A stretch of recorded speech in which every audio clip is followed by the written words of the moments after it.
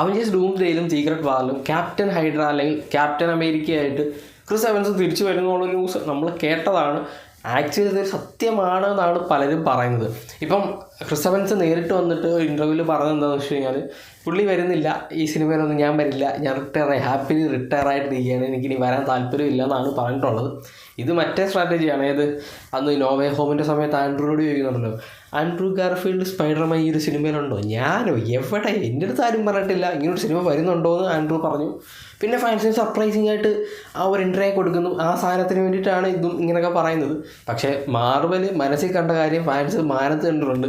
ഇതൊന്നും ഞങ്ങൾ വിശ്വസിക്കില്ല.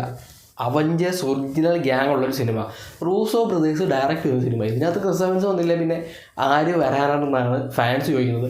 എന്തായാലും ഈ ആ ഒരു സ്ട്രാറ്റജിയാണ് ഇപ്പോൾ എടുത്തിട്ടുള്ളതെന്നാണ് എനിക്കും തോന്നുന്നത്. കാരണം ക്രിസ് എവൻസ് ഈ ഒരു സിനിമയിൽ എന്തായാലും തിരിച്ചു വരും. പുള്ളി അങ്ങനെ റിട്ടയർ ആയി എന്ന് എനിക്ക് തോന്നുന്നില്ല. കാരണം പ്രത്യേകിച്ച് റോബർട്ട് ഡൗണി തിരിച്ചു വന്നിട്ടുണ്ട്. ആ ഒരു ഒറിജിനൽ അവഞ്ചേഴ്സ് എല്ലാവരും ഈ ഒരു സിനിമയിൽ കാണും. അപ്പം സ്വാഭാവികമായിട്ടും അതിപ്പോൾ ക്യാപ്റ്റൻ ഹൈഡ്ര ആയാലും ക്യാപ്റ്റൻ അമേരിക്ക ആയിട്ടായാലും ക്രിസ് എവൻസ് ഈ ഒരു സിനിമയിൽ തിരിച്ചു വരും. അത് സർപ്രൈസിങ്ങിന് വേണ്ടി വെച്ചിരിക്കുകയാണ്. പക്ഷേ സർപ്രൈസ് പോളിങ് ഇനി പറയേണ്ട കാര്യമില്ല.